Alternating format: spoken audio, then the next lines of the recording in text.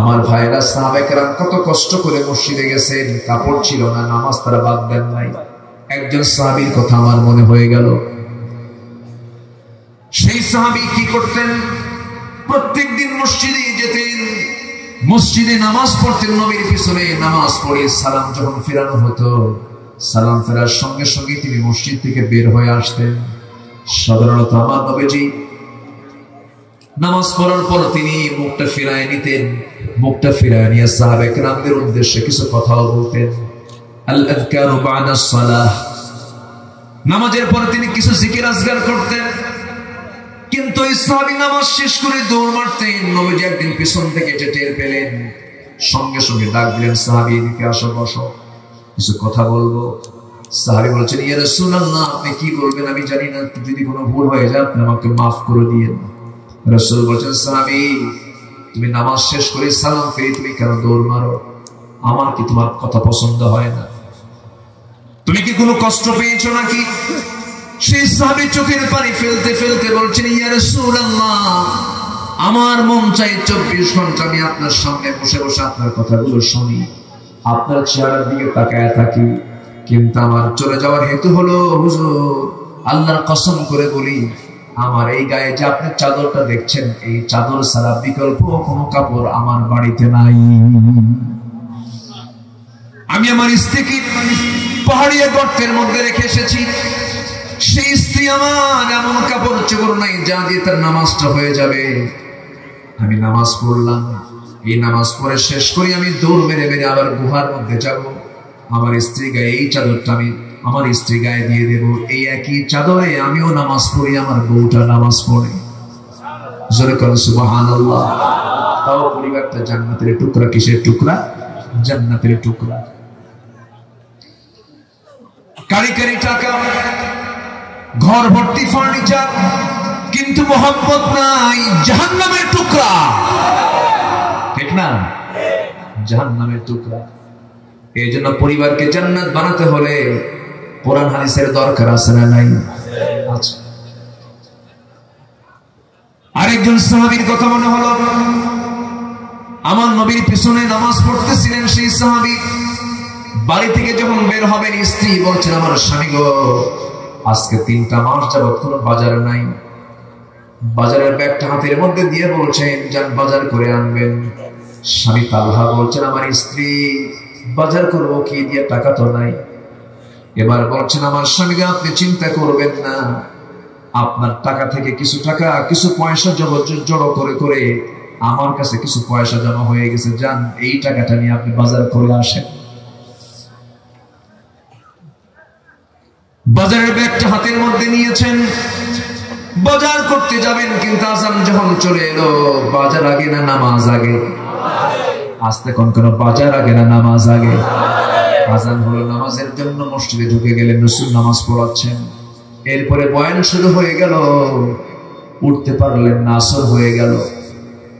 আবার বয়ান শুরু হলো, মাগরিব হয়ে গেল। আবার বয়ান শুরু হলো, এশার নামাজ হয়ে গেল, বাজারটার হলো না। ফাঁকা ব্যাগ নিয়ে ফিরবেন, মসজিদ থেকে বের হয়েছেন, পিছন দিক থেকে রাসূল ডাক দিচ্ছেন, ও তালহা এদিকে আসো, আজকে বহু মেহমান আমার মসজিদে জড়ো হয়ে গেছে, তুমি একটা মেহমান নিয়ে যাও, তুমি 2টা নিয়ে যাও, তুমি 3টা নিয়ে যাও। বাজার করতে পারেন নাই, ফাঁকা ব্যাগ, বাড়িতে 3 মাস যাবত বাজার নাই, তার ভাগে পড়ছে একজন মেহমান। সেই তালহা মুস্কি হাসি মেরে বলছেন, ইয়া রাসূলুল্লাহ, ঠিক আছে মেহমানকে আমি নিয়ে যাচ্ছি, কিন্তু মনে মনে চিন্তা করছেন, বাজার তো করি নাই। বাড়ির সামনে গিয়ে দরজায় নক করে বলছেন, স্ত্রী দরজা খোলো। দরজা খুলে গেল, বলছে, শোনো আমার স্ত্রী, আমার সাথে কিন্তু একজন মেহমান আছে। শোনার সঙ্গে সঙ্গে স্ত্রী বলছেন, আলহামদুলিল্লাহ। এবার স্বামী বলতেছেন, আমার স্ত্রী, আমি কিন্তু আজকে বাজার করতে পারি নাই, বাজার করার সুযোগটা পাই নাই, নামাজের সময় হয়ে গেছে, বাজারটা করতে পারে না, এই যে ফাঁকা ব্যাগ নিয়ে আসছি। বউ মুস্কি হাসি মেরে বলছেন, আমার স্বামী গো, মেহমান যখন কারো বাড়িতে আসে, সে রিজিকটা নিয়ে আসে। এটা জোরে বলি সুবহানাল্লাহ। আমার আপনার বউ হলে কি হতো? বলেন, কিছু বলেন। কাম নাই কাজ নাই, 3 মাস হলে বাজার না, এবার মেহমান আনছো না, কি দেখছেন? তাও কেটে বেশি জোরে বলেন না, পাশে কিন্তু কোনটা বসা আছে।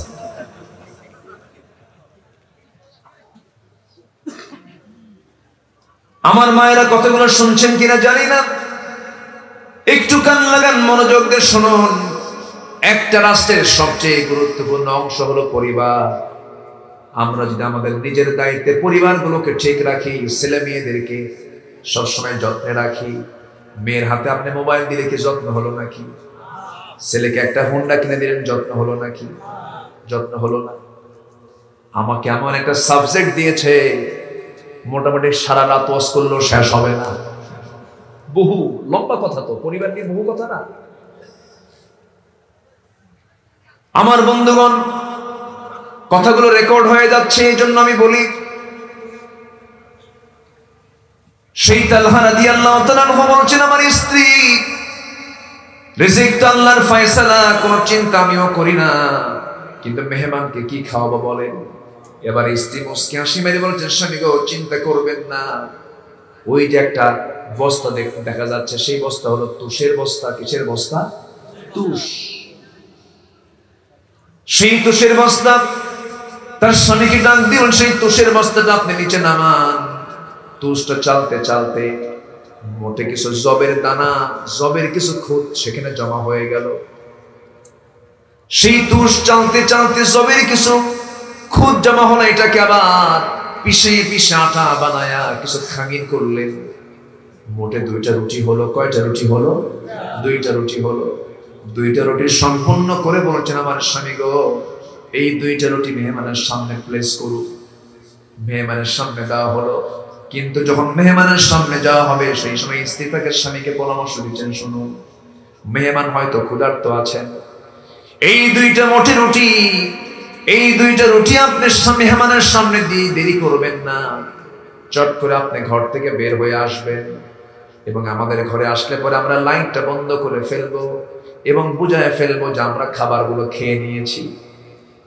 নিজের অভুক্ত থাকলে কিছু খাবার পেটে তাদের পেটে যায় নাই, কষ্ট করে ওই তুষ থেকে কিছু খুদ বের করে এটাকে আটা বানায় 2টা রুটি বানায় মেহমানকে দিয়ে তারা না খেয়ে গোটা রাত ঘুম পেরেছে।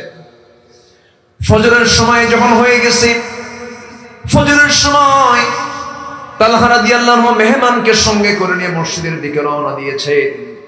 আমার রাসূল নামাজ পড়াচ্ছেন। নামাজটা যখন শেষ হয়ে গেছে, তালহা রাদিয়াল্লাহু আনহু মসজিদ থেকে বের হয়ে বাড়ির দিকে আসতেছেন। পিছন থেকে রাসূল বলেন, তালহা এইদিকে আসো। কাঁপতে কাঁপতে সামনে দাঁড়ায় বলছেন, হুজুর, গত রাত্রে মেহমানের কোনো খেদমত করতে পারেনি, আপনি আমারে মাফ করে দিয়ে। আমার নবীজি বলছেন, ওরে তালহা, গত রাতে তুমি এবং তোমার স্ত্রী তোমার মেহমানের সঙ্গে কি আচরণ করেছো জানি না। জিবরাইল খবর দিল, গত রাতে তোমাদের জীবনের শ্রেষ্ঠ আমল তোমরা করে ফেলে দিয়েছো। জোরে বলি সুবহানাল্লাহ। খাবার না থাকলেও পরিবারের রহমত আছে না নাই? আসতে বলবেন না, আছে না নাই? সবচাইতে বড় রিজিক হলো, সবচেয়ে উত্তম রিজিক হলো আল্লাহর সন্তুষ্টি হাসিল করা। স্ত্রী যদি আল্লাহর সন্তুষ্টি হাসিল করতে পারে, সন্তানরা যদি আল্লাহওয়ালা হতে পারে, নিজের স্বামী যদি, নিজের বাবা যদি আল্লাহওয়ালা হওয়া যায়, সেই পরিবারটাই হলো পৃথিবীর সবচেয়ে সুখী পরিবার। বলি আলহামদুলিল্লাহ। আদর্শ পরিবারের বৈশিষ্ট্য আমি কয়টা বলেছি? বলেন, কয়টা বলেছি? 10টা বলেছি। 1 নম্বর হলো আদর্শ স্ত্রী নির্বাচন করা। নাম্বার 2 হলো দ্বীনের চর্চা পরিবারে রাখা। নাম্বার 3 হলো ধর্মীয় শিক্ষাকে নিশ্চিত করে ফেলা। ধর্মীয় শিক্ষা যত শিক্ষাই থাকুক না কেন, আপনি ডাক্তার হন সমস্যা নাই, ইঞ্জিনিয়ার হন সমস্যা নাই, আপনি আইনজীবী হন সমস্যা নাই, আপনি যা করবেন সমস্যা নাই, সমস্ত শিক্ষা ইসলাম অনুমোদন দিয়েছে। যেটা মানবতার কল্যাণে যে শিক্ষা, সেই শিক্ষার অনুমোদন ইসলামে আছে না নাই? বলেন, আছে। কিন্তু সকল শিক্ষার আগে ধর্মীয় শিক্ষা, দ্বীনি শিক্ষাটা নিশ্চিত করতে হবে। এই জন্য প্রত্যেকটা পরিবারে প্রত্যেকটা সদস্য কোরআন জানার দরকার আছে না নাই? আসতে বলবেন না, আছে না নাই? আছে। নাম্বার 4 হলো পারস্পরিক জবাবদিহিতা রাখতে হবে।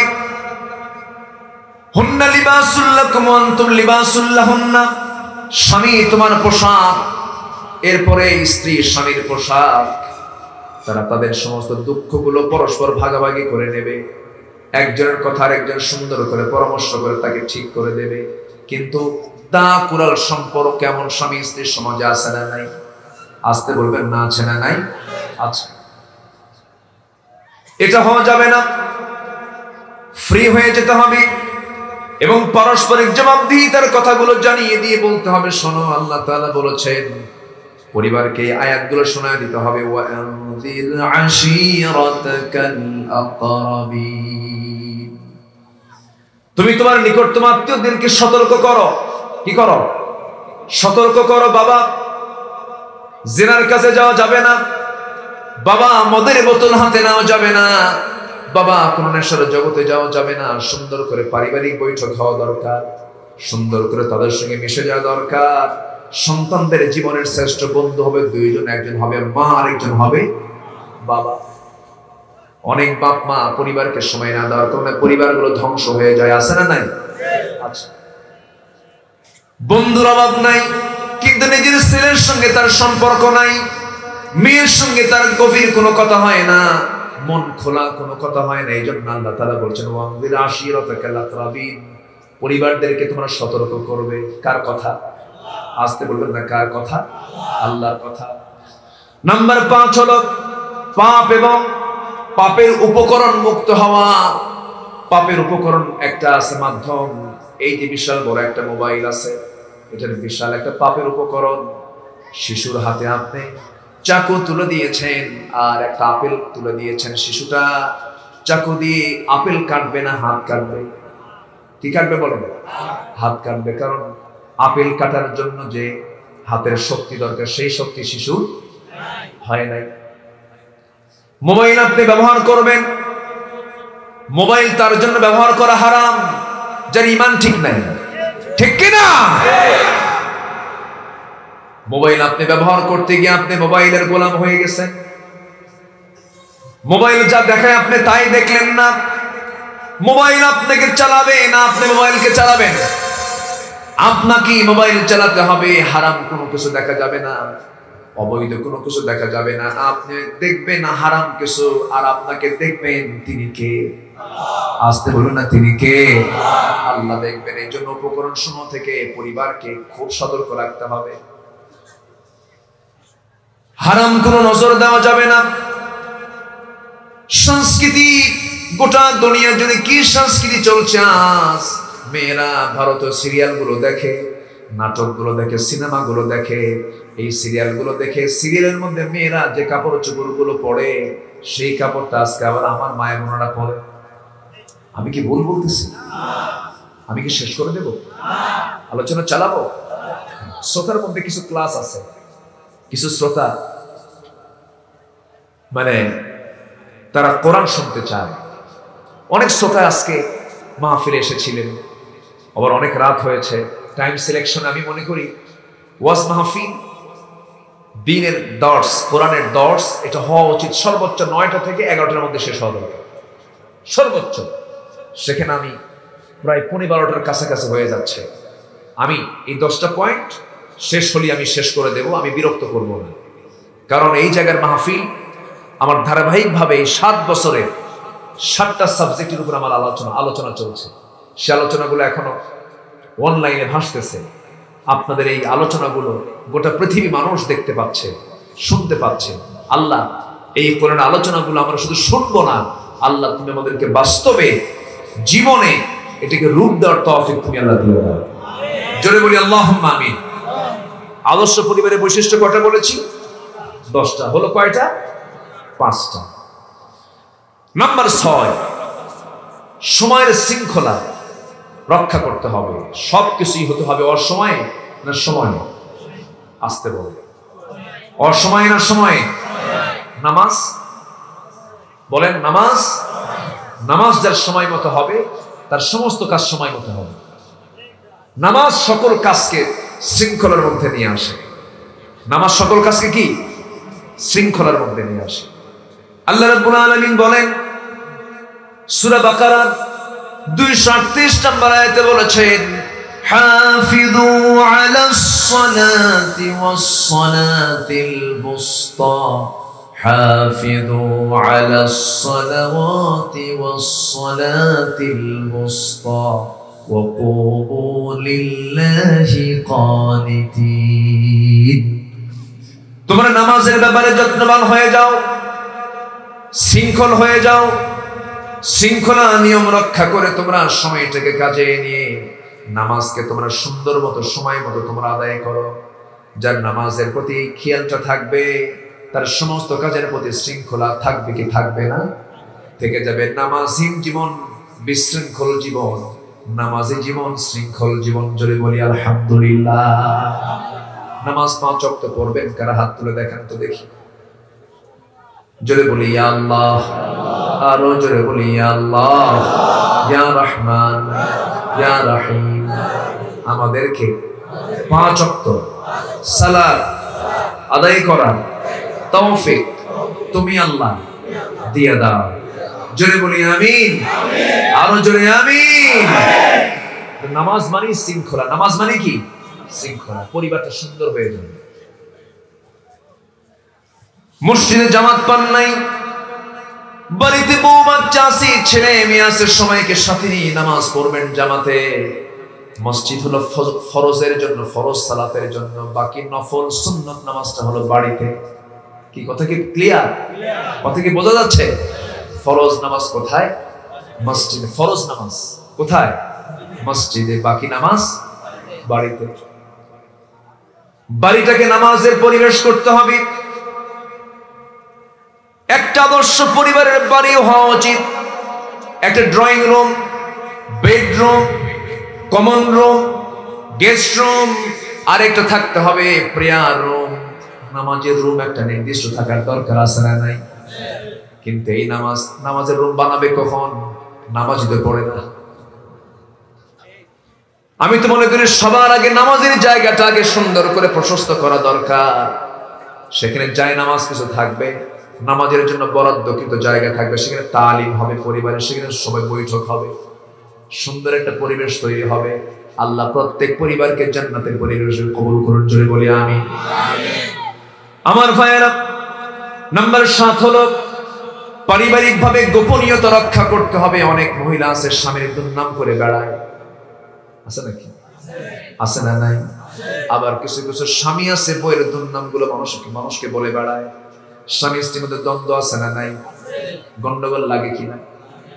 এত আসতে বলে মনে লাগেই না, খুব মহব্বত মনে হয় আপনাদের। লাগে কিনা বলেন? আরে আমারও তো লাগে।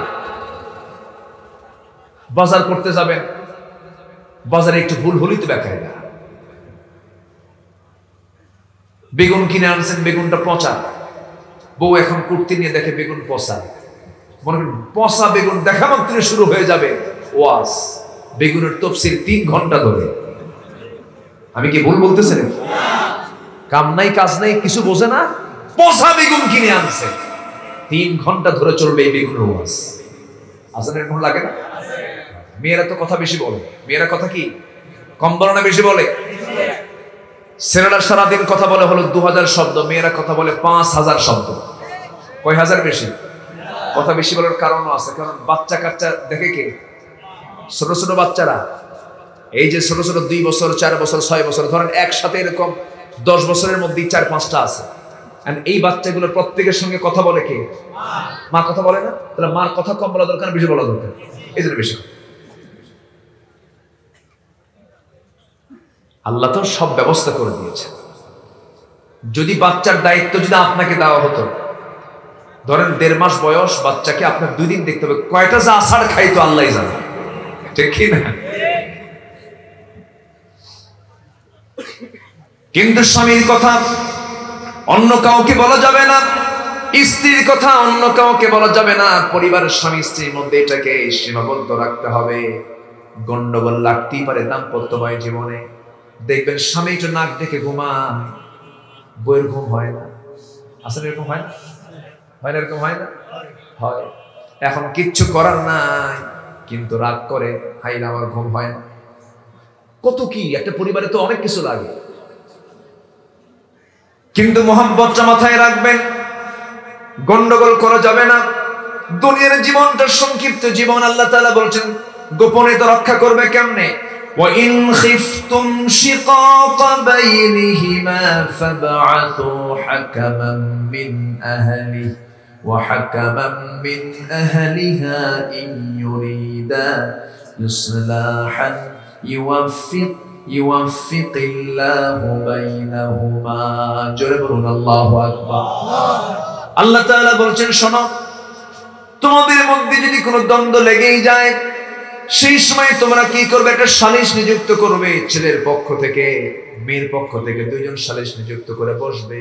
ওয়াসুলহু খায়র, সমঝোতাই কিন্তু উত্তম।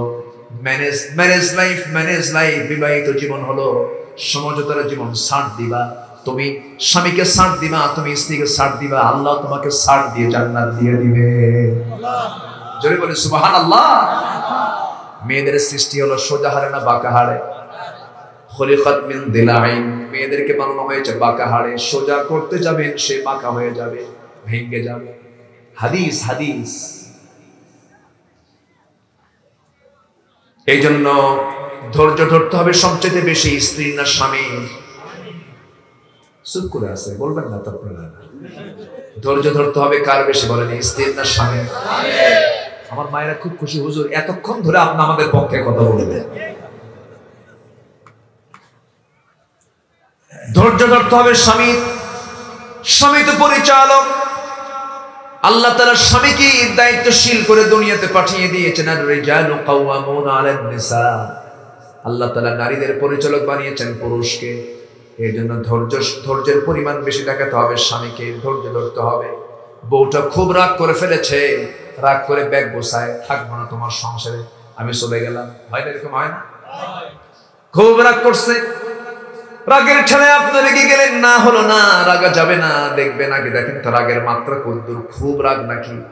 রাগ করতে করতে শেষ পর্যন্ত দেখা গেল না সে ব্যাগটা গোছায় নিয়ে যাচ্ছি তার বাপের বাড়ির দিকে রওনা দিয়েছে। ঘর থেকে বের হয়ে গেছে, পিছন থেকে সুন্দর করে একটা ডাক দিবেন, ময়না। বুঝলেন? একটা সুন্দর ডাক দিবেন। ডাক দিয়েও কোনো কাজ হচ্ছে না। আস্তে করে ব্যাগটা নিবেন, বলবেন তোমার কি সমস্যা বলো। মুস্কি একখান হাসি দিবেন। স্বামী স্ত্রীর মধ্যে মুহাব্বত কে দিয়েছেন? মাওয়াদ্দাতাও ওয়া রাহমাহ। মাওয়াদ্দাতাও ওয়া রাহমাহ, শুধু মুহাব্বত দেন নাই, রহমতটাও দিয়ে দিয়েছেন। যেরকম সুবহানাল্লাহ। আর দুনিয়ার স্বামী স্ত্রী ছাড়া যে সমস্ত নোংরামিগুলো হয়, এখানে ক্ষণিকের কিছু মুহাব্বত থাকলে রহমত নাই। কিন্তু স্বামী স্ত্রীর মধ্যে আল্লাহ তাআলা একটা মুহাব্বত তৈরি করে দিয়েছেন। যখন আপনি আস্তে করে ব্যাগটা টান দিয়ে আস্তে করে বসায় যখন বলবেন তুমি কি চাও, আমি তোমার চাহিদাগুলো পূরণ করব, যদি কোনো ভুল হয়ে যায় তুমি আমারে মাফ করে দিও। আপনি কারো কাছ থেকে মাফ চেয়ে নেবেন, আল্লাহ আপনাকে মাফ করে দিবেন। জোরে বলে সুবহানাল্লাহ। মাফ করা, মাফ চাওয়া খুব মহত্বের লক্ষণ। যে ব্যক্তি তার জীবন থেকে মুখ থেকে সরি বলতে পারে না, সে কখনো সুখী হবে না। আল্লাহর কসম করে আমি আজকে একটা কথা বলে গেলাম, একটা পরিবারের সুখ শান্তির জন্য একটা শব্দ বেশি করে বলবেন, সরি। কি বলবেন? সরি। আর কোনো গন্ডগোল হবে না। বউ হয়তো খুব রাগ করছে, ঠিক আছে সরি। হয়তো স্বামী খুব রাগ করছে, ঠিক আছে আমার স্বামী সরি। আর কোনো ইটস মাই মিস্টেক, এটা আমার ভুল হয়ে গেছে। ইটস মাই মিস্টেক, এটা আমার ভুল হয়ে গেছে। দেখবেন আমার ভুল হয়েছে, মাফ করো। আর কোনো কথা হবে? আর কোনো কবিতা পারবে? কোন কবি আর কবিতা বানাতে পারবে? কথার দাফন দিয়ে দিবেন। কথার দাফন যত দিয়ে দেব তত গন্ডগোল কম হয়ে যাবে, কোনো কথা লম্বা করা যাবে না। এই জন্য আল্লাহ তাআলা কি সুন্দর করে এই সমস্ত সিস্টেম গুলো জানিয়ে দিচ্ছেন। শেষ পর্যন্ত দুইজন খুব হটটক হচ্ছে, তোমরা কি করবা? ছেলের পক্ষ থেকে একজন, মেয়ের পক্ষ থেকে একজন সালিশ নিযুক্ত করে বসবা। কিন্তু মাথায় রাখবা সমঝোতাই কিন্তু উত্তম। এগুলো কি মোল্লার কথা না, আল্লাহর কথা? সব কোরআনে আছে। আমি কি বানিয়ে বানিয়ে কোনো কথা বলছি? এই কথাগুলো কি দরকার আছে? পরিবারে দরকার আছে। নাম্বার 8 হলো পরস্পরকে সহযোগিতা করা। স্ত্রী যদি অসুস্থ হয়ে যায়, সেই সময় সেই স্ত্রীকে দেখতে হবে কার? বলেন, কে দেখবে বলেন? অনেক পরিবার আছে বউ যদি অসুস্থ হয়ে যায় তখন স্বামী বলে যা তোর মায়ের বাড়ি যা। এটা মনে হয় টেকনাফের দিকে নাই, আছে।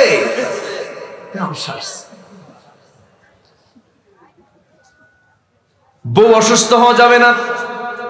আবার কিছু মহিলাও আছে, শাশুড়ি আছে, কি বউ বিয়ে করলে খেলে অসুস্থ হয়, আছে না নাই? এগুলো বলা যাবে না। সুস্থ করার মালিককে, অসুস্থ করার মালিককে। আপনি কি একটা বারের জন্য ভাবলেন না যে মেয়েটা আপনার বউ হয়ে আপনার বাড়িতে এসেছে, সে একজন মানুষের, সে মেয়ে, সে তার মায়া, বাড়ির মায়া ছেড়ে, বাবার মায়া ছেড়ে, মার মায়া ছেড়ে, ভাই বোনদের মায়া ছেড়ে, সব মায়াকে মাইনাস করে তার জীবন যৌবন সবকিছু উৎসর্গ করেছে তোমার সামনে। তুমি দেখে মেহমান মনে করবে, মাঝে মাঝে দেখবা সেই সময় তোমার খেদমতটা আপনা আপনি চলে আসবে। আম্মা জান আয়েশা বলেন, মাঝে মাঝে আমি অসুস্থ হয়ে পড়তাম, আমার শরীরটা ব্যথা করতো, নবীজি তার বরকতি হাতে আমার হাত পা পর্যন্ত টিপে দিয়েছে। যেরকম সুবহানাল্লাহ। মনে রাগ করতেছেন হুজুর, আপনি তো আজকে মেয়েদেরকে খুব অস করে শোনাচ্ছেন, এরকম ভাবতেছেন নাকি আপনারা? আমার ভাইয়েরা, আম্মা জান আয়েশা বলেন, নবীজি আমাকে এত ভালোবাসা দিয়েছেন, আমি নবীর চাইতে বয়স অনেক ছোট ছিলাম। মাঝে মাঝে নবীজি আমার সঙ্গে খুনসুটি করতেন, সময় দিতেন, টাইম দিতেন। আমি নবীজির জন্য উটের দুধ নিয়ে যেতাম, উটের দুধ খাওয়ানোর জন্য বলতাম, হুজুর আপনি দুধটা পান করুন। রাসূল মুস্কি হাসি দিয়ে বলছেন, শোনো আয়েশা, আমার সারা জীবনের সিস্টেম হলো আমি কখনো আগে খাই না, আমি আগে খাওয়াই। যেরকম সুবহানাল্লাহ, আমি আগে খাওয়াই। আয়েশা তুমি আগে খাও, তুমি আগে দুধটা তুমি শুরু করো, পান করো। আম্মা জান আয়েশা খেতেই চেতেন না, নবীজি তাকে জোর করে বলতেন, আয়েশা তুমি খাওয়াটা শুরু করো। তিনি খাওয়া শুরু করতেন। রাসূল কি করতেন, মাথাটা একটু বাঁকা করে, মাথা একটু বাঁকা করে চোখ দিয়ে দেখতেন আয়েশা কোন দিকে, গ্লাসের কোন দিকে, কোন জায়গায় ঠোঁটটা লাগিয়েছে। কিছু অংশ রেখে দিতেন, যখন রেখে দিয়ে বলতেন, হুজুর আমি তো খাইছি, আপনি এখন খান। আমার নবীজি গ্লাসটা নিতেন, স্ত্রীর চেহারার দিকে তাকাতেন, চোখের সঙ্গে চোখ লাগাতেন, মুস্কি হাসায় দিয়া, মুস্কি একখান হাসি দিয়া, যে দিক দিয়ে আম্মা জান আয়েশা ঠোঁট লাগাতেন সেই দিক দিয়ে ঠোঁট লাগাতেন। আমি আয়েশা যখন গোশত নিয়ে নবীর সামনে যেতাম, বলতাম, ইয়া রাসূলুল্লাহ, এই যে উটের গোশত, এই যে ছাগলের গোশত, এই যে আপনার জন্য আপনার পছন্দের রুটি নিয়ে এসে, যে ছাগলের মাংস নিয়ে এসেছে, আপনি এটা খান, গ্রহণ করুন। রাসূল বলতেন, আয়েশা তুমি আগে খাওয়া শুরু করে, এরপর আমি খাবো। আমাকে জোর করে আমার খাবারগুলো আমার মুখে তুলে দিতেন। আমি খাবারগুলো খেতাম, গোশতগুলো খেতাম, হাড়গুলো চুষে চুষে রেখে দিতাম। আমার নবীজি সেই হাড়টাই নিতেন।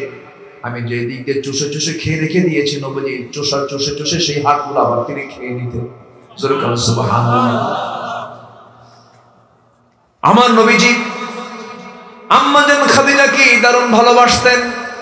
তার জীবনের প্রথম বিয়ে ছিল মানবতার সেবার দিকে লক্ষ্য করে। নবীজির বয়স 25 বছর, বিয়ে করেছেন 40 বছরের একজন বিধবা নারীকে। আমার নবী ছিলেন 4th নাম্বার, চতুর্থ নাম্বারের স্বামী ছিলেন। নবীজি খাদিজাকে বিয়ে করার পর থেকে নিয়ে মৃত্যুর দিন পর্যন্ত নবীজি খাদিজারও খেদমত করেছেন, আবার খাদিজা নবীজির খেদমত করেছেন। আমার নবীর কোন স্ত্রী রাসূলকে নিয়ে একটা রিপোর্ট করেছেন এমন কোন হাদিস নাই। আমরা সেই নবীর উম্মত, আমাদের পরিবারে কেন আগুন লাগবে, কেন দ্বন্দ্ব লাগবে, কেন ঝগড়া লাগবে? নবীর পরিবারে তো লাগে নাই। আমার নবীর একাধিক স্ত্রী ছিল, 4 স্ত্রী। একদিন নবীর সামনে এসে বলছেন, ইয়া রাসূলুল্লাহ, আমাদের মধ্যে গন্ডগোল লেগেছে। কি গন্ডগোল? আপনি আমাদের 4 জনের মধ্যে আপনি কাকে সবচেয়ে বেশি ভালোবাসেন? মানে কেউ ছাড়তে রাজি নাই, সবাই বলে হুজুর আমাকেই বেশি ভালোবাসে, আমাকেই বেশি ভালোবাসে। 4 জনই নাসরবান্দি হয়ে বলতেছেন না।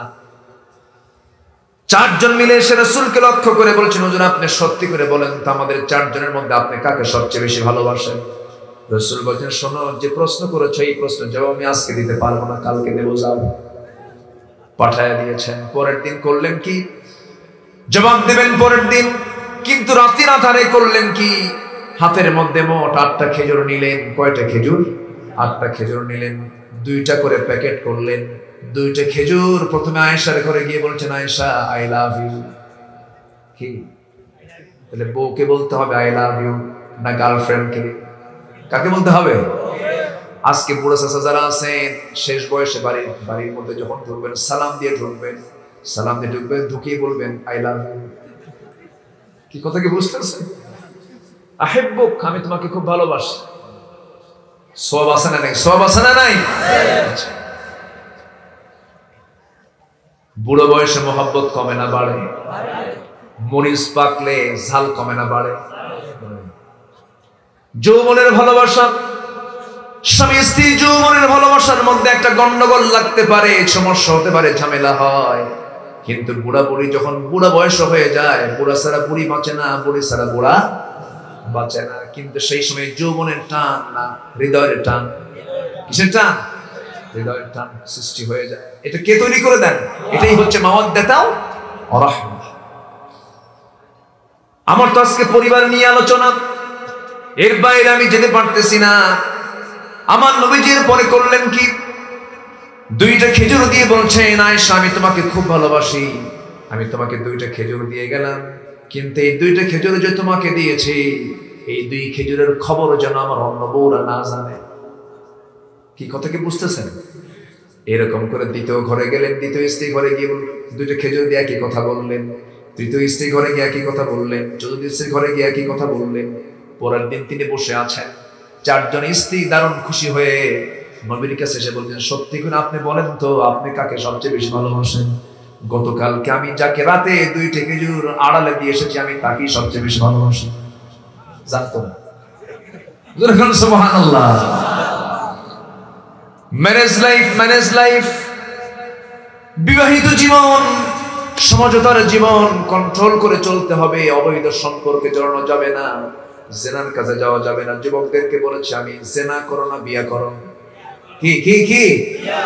বিয়ে করলে জেনা থাকবে না, আর বিয়ে না করলে জেনার সম্ভাবনা এই সমাজে কম না বেশি? যদিও তোমরা হাসি দিয়েছো, কিন্তু আমি কাজের কথা বলেছি। আমার ভাইয়েরা, নাম্বার 2 হলো যাদের আব্বা আম্মা বেঁচে আছেন তাদের সঙ্গে সুন্দর আচরণটা করো, ব্যবহার কখনো খারাপ করা যাবে না। এই পৃথিবীতে সবচেয়ে সুন্দর ব্যবহার পাওয়ার যোগ্য হলো দুইজন মানুষ, মা আর বাবা। এই দুজনের সঙ্গে সুন্দর আচরণটা করবা। প্রধানমন্ত্রী তোমার সামনে দাঁড়াবে, প্রেসিডেন্ট তোমার সামনে দাঁড়াবে, এমপি, মন্ত্রী, জজ, ব্যারিস্টার, নেতা যা কিছু তোমার সামনে দাঁড়াবে, সব একদিকে, তোমার আব্বা আম্মা একদিকে। তোমার চোখে তোমার সবচেয়ে বেশি দামি মানুষ মনে করতে হবে মা আর বাবাকে। কি কথা ক্লিয়ার? কথা ক্লিয়ার?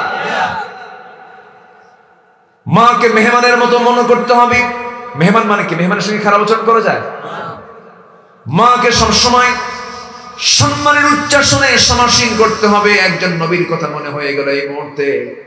মুসা আলাইহিস সালাতু ওয়াস সালাম একদিন আল্লাহকে বলেছেন, আল্লাহ তুমি তো আমাকে জান্নাত দিবা, তাই না? মানে উনি তো এরকম করে প্রশ্ন করতেন। আল্লাহ বলেন, হ্যাঁ আমি তোমাকে জান্নাত দেব, কিন্তু জান্নাতের বন্ধু হবে কে? তুমি আমাকে বলো তো আল্লাহ। তোমার জান্নাতের বন্ধু হবে একজন কসাই মানুষ, গোশত কেটে খায়, আমার একজন কসাই মানুষের সঙ্গে তোমার জান্নাত নসিব হবে। তিনি মনে মনে চিন্তা করছেন, আল্লাহ ঠিক আছে, সেই লোকটার পরিচয় আমি তো জানি না, সে কোথায় থাকে, সে কি বেঁচে আছে নাকি, বেঁচে আছে কোথায়? অমুক শহরে তার বাড়ি। চলে গেছেন সেই বাড়ির উদ্দেশ্যে। কসাইকে না পেয়ে বাড়িতে ডাক দিলেন। তার মা সামনে দোলনার মধ্যে দোল খাচ্ছে। মাকে গিয়ে বলছেন, আপনার ছেলের নাম কি? হ্যাঁ আমার ছেলে অমুক কসাই। আপনার ছেলেটা কেমন? খুব ভালো। কেমনে করে ভালো হলো? আপনি এখানে দোলনায় পড়ে আছেন, আপনার সন্তানটা নাই, আপনার মনে হয় সেবা করে না। এবার মা চক্ষুটা লাল হয়ে গেছে। মা বলতেছে, তুমি কার বিরুদ্ধে কথা বলো? আমার জানা মতে এই দুনিয়াতে আমার একটাই সন্তান, যেই সন্তানটা আমার 24 ঘন্টা আমার খেদমত করে। সুবহানাল্লাহ। আমি শেষ রাত্রে আমাকে ঘুম থেকে আমি যখন জায়গা পেয়েছি, আমার সন্তানটা আমাকে গোসল করিয়ে দিয়েছে, পেশাব পায়খানা সাফ করে দিয়েছে, আমাকে নামাজের জন্য প্রস্তুত করে দিয়েছে, সুন্দর করে আমাকে আমার চুলগুলো সুন্দর করে চিরুনি দিয়ে আমাকে গুছায়া দিয়েছে, রান্না বান্না করে আমার সামনে প্রস্তুত করে দিয়ে আমার মুখে খাবারগুলো তুলে দিয়েছে, সুন্দর করে ফল ফ্রুট গুলো আমাকে খেয়ে দিয়েছে। এরপরে বলছে, মা কিছু কাজ না করলে তো রিজিক আসবে না, রিজিকের সন্ধানে একটু বাইরে যেতে হয়, মা দোলনাই দোল খাও, তোমাকে একটু ঘুম পাড়ায় দিয়ে আমি একটু বাজার থেকে আসি, গোশত কেটে আসি। গোশত কাটার জন্য আমার সন্তানটা চলে গেছে, আবার সন্ধ্যার সময় যখন আসবে সে আমার জন্য গোশতের কিছু কলিজার কিছু টুকরা নিয়ে আসবে, ভুনা করে আমাকে রাত্রে খাওয়াবে। আমার সন্তানটা আমার যে পরিমাণ খেদমত করে, আমি আমার দিল থেকে দোয়া করি, আল্লাহ আমার সন্তান তেমন কোনো বড় বিখ্যাত কোনো ব্যক্তি নয়, কিন্তু এই জামানার যে পয়গম্বর মুসা আছে, আল্লাহ অন্তত তুমি মুসার সঙ্গে, মুসা যে জান্নাতে যাবে সেই জান্নাতে আমার সন্তানকে তুমি আল্লাহ মেহমান বানাইয়া দিও। মুসার চক্ষু বেয়ে টপ টপ করে পানি পড়ছে। এই যে বিশাল সম্মান আল্লাহ তাআলা দিয়েছেন মার সঙ্গে সুন্দর আচরণ করার কারণে, মার সঙ্গে আমরা ব্যবহার করলে, ব্যবহার ভালো করলে পরে রিজিক কমবে না, বাড়বে, বেড়ে যাবে। বাপ মা সবচেয়ে বড় সম্পদ। অনেক পরিবারে দেখা যায় সন্তান বিয়ে করলো, বউটা নতুন চলে এলো, গন্ডগোল লেগে গেল, বউ ভালো মাও ভালো, দুটোকে ম্যানেজ করতে হবে। বিবাহিত জীবন কন্ট্রোলের জীবন কন্ট্রোল করার চেষ্টা করতে হবে। বহু অভিযোগ আমাদের কাছে আসে, বহু প্রশ্ন আমাদের কাছে আসে, চোখের পানি ফেলে ফেলে বলে, হুজুর মা আমার বউয়ের সঙ্গে ব্যবহার ভালো করে না। আবার মাদের পক্ষ থেকে আসে, হুজুর আমার ছেলের জন্য দোয়া করবেন, ছেলে শুধু বউয়ের কথা শুনে আমার কথা শুনে না। এরকম জটিলতা মনে হয় টেকনাফে নাই? আসতে বলেন কেন, আছে না নাই? আছে। এই জায়গায় ধৈর্যের পরিচয়ের দরকার আছে না নাই?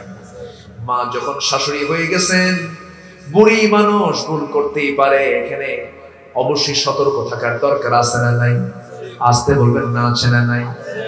বউকে বলবেন, আমার স্ত্রী শোনো, আমার মা বয়স্কা হয়ে গেছে, সে আমার মা, ভুল করলেও মা, ঠিক করলেও মা, মা আমার ভুল করেই ফেলেছে, মার পক্ষ থেকে আমি তোমার কাছে মাফ চেয়ে নিলাম। কি আর কোনো কথা আছে? মার পক্ষ থেকে আমি তোমার কাছে মাফ চেয়ে নিলাম, তুমি আমারে মাফ করে দাও। কিন্তু ও আমার স্ত্রী শোনো, পৃথিবীতে সবার বিচার চলতে পারে, কিন্তু মার বিচার পৃথিবীতে কোনো সন্তান করতে পারে না। এরকম করে বউকে বোঝাবেন। আবার মা কি গিয়ে বলবো, মা শোনো, এই যে তোমার সামনে আমার বউটা তোমার সামনে সকাল বিকাল এখানে থাকে, এই বাড়িতে থাকে, তার আসল বাড়ি কি এই জায়গায় দেখেন না? অন্যের বাড়ির সে মেয়ে, তার বাপ আছে, মা আছে, বাপ থুইয়া মা থুইয়া, ভাই থুয়ে বোন থুয়ে সবকিছু রেখে সে চলে আসছে আমার কাছে, তার জীবন যৌবন সে আমার কাছে সব বেরিয়ে দিয়েছে। মা, মা গো, তুমি যদি আমার বউটাকে যদি নিজের মেয়ের মতো মনে করো, তাহলে তো সমস্যার সমাধান হয়ে যায়। একটু বুঝায় বলবেন, সময় দিবেন। মাকে বুঝিয়ে বুঝিয়ে বললে মা শুনবে কিনা বলেন? অবশ্যই শুনবে। সুন্দর কথা মানুষকে অনেক সুন্দর বানিয়ে ফেলে, অসুন্দর কথায় অনেক কিছু অসুন্দর হয়ে যায়। দুই দিকে ব্যালেন্স করে চলতে হবে। আকাশে পাখি ওড়ে এক ডানায় না দুই ডানায়? দুই ডানায়। সংসারে মাও থাকবেন, সংসারে বউ থাকবেন, কোনো আপত্তি নেই, কিন্তু একটা ডানা আপনি ভেঙে ফেলবেন, পাখি কিন্তু উঠতে পারবে না। মাকেও চালাতে হবে, বউকেও চালাতে হবে, ব্যালেন্স করতে হবে, ধৈর্যের পরিচয় দিতে হবে। এই জায়গায় মাদেরকেও বলবো, মা শোনেন, মাদের মধ্যে কিছু সমস্যাও আছে না নাই বলেন? আছে। বউয়ের বিরুদ্ধে অভিযোগ, এত বড় অভিযোগ দিয়ে রাখে, বউটা আমার ভালো না, আমার ছেলে শুধু বউয়ের কথা শুনে, এরকম করে কথা বলা মহিলা আছে না নাই? আছে। কিন্তু ওই মা আবার কি করেন, মেয়ের ব্যাপারে বলেন, মেয়েকে আমি বিয়ে দিয়েছি, আমার মেয়ে জামাইটা খুব ভালো, আমার মেয়ে যা বলে আমার জামাই তাই শোনে, এমনকি আমার মেয়ের কাপড় চোপড়ও আমার জামাই ধুয়ে দেয়। কি কথা কি বুঝতেছেন? খুব প্রশংসা করলো, কিন্তু পরক্ষণেই বলতেছেন, না আমার ছেলেটা মানুষ হলো না, কারণ আমার ছেলেটা খেলে বইয়ের কথা শোনে। তাহলে বলেন তো, এক মুখে কয় কথা হলো? বলেন, এক মুখে কয় কথা হলো? দুই কথা হয়ে গেছে। আমার মা এই জাতীয় আচরণ করা যাবে না। আপনাকে ব্যালেন্স করতে হবে, আপনাকে ধৈর্যের পরিচয় দিতে হবে, পারস্পরিক সহযোগিতা করতে হবে। নাম্বার 8, কথা বলতে বলতে বহুদূর চলে গিয়েছিলাম। নাম্বার 9 হলো পরিবারে পর্দাটাকে নিশ্চিত করতে হবে। কি নিশ্চিত করতে হবে? পর্দাটা নিশ্চিত করতে হবে। পর্দা যদি নিশ্চিত হয়ে যায়, জাহান্নামটা আপনার জন্য ক্লোজ হয়ে জান্নাতটা ওপেন হয়ে যাবে। আল্লাহু আকবার। জান্নাত ওপেন করার জন্য পর্দাটাকে দুনিয়াতে বাধ্যতামূলক করতে হবে। পর্দা নারীর যেমন আছে পুরুষের আছে না নাই? আসতে বলবেন না আছে না নাই? পর্দা করা কি? আরো জোরে, আরো জোরে, আরো জোরে। পর্দা কাকে বলে? পর্দা হলো মূলত হচ্ছে নিজের মানুষের সঙ্গে পর্দাটা মেইন পর্দা। যেমন ধরেন মামাতো ভাই, চাচাতো ভাই, খালাতো ভাই, ফুফাতো ভাই, দুলা ভাই, দেবর, ভাসুর, এর কি দূরবর্তী না নিকটবর্তী? কিন্তু এই সমস্ত লোকের সঙ্গে দেখা করা জায়েজ? আসতে বল, দেখা করা জায়েজ নাই। দেখা করা যাবে না মামাতো বোন, চাচাতো বোন, ফুফাতো বোন, শালিকা, এই সমস্ত মেয়েদের সঙ্গে পুরুষদের দেখা করা যাবে না। পর্দার নিয়মটা রক্ষা করতে হবে। কিন্তু বারবার শুধু খালাতো ভাইটা খালাতো খালার বাড়িতে আসে, খালাম্মাকে পাইলে খেলে সালাম দেয়, খালাম্মা আসসালামু আলাইকুম, খালাম্মা আসসালামু আলাইকুম, মানে খালাতো বোন একটা আছে, আছে না নাই? এই সময় খালারা সতর্ক থাকার দরকার আছে না নাই? আসতে কয়, আছে না নাই? পরিবারে পর্দার ব্যবস্থা নিশ্চিত করতে হবে। নিজের বোনের ছেলেকে বলতে হবে, শোনো আমার ছেলে, আমার সঙ্গে তোমার দেখা করা জায়েজ, কিন্তু আমার মেয়ের সঙ্গে তোমার দেখা করা জায়েজ নাই। নিকটবর্তী আত্মীয় স্বজনটাই বেশি ক্ষতির কারণ হয়ে যায়।